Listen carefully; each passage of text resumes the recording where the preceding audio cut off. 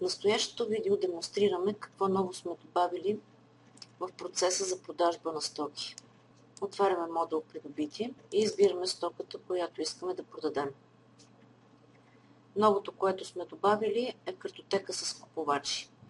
Ако клиент вече е купувал от вас заложени вещи, то неговите данни са записани в тази картотека, за да можете по-лесно да ги попълните в случай на нужда.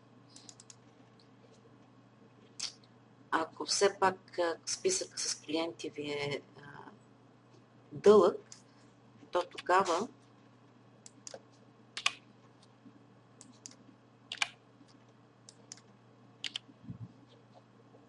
програмата разпознава съществуващи ЕГН-та в картотеката. Вписвате ЕГН-то на клиента.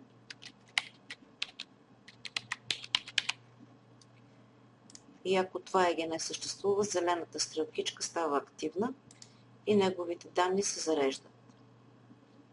В случай, че е нов клиент, просто може да си напишете неговите данни в съответните полета и при запис на операцията данните ще бъдат записани в картотека с купувачи.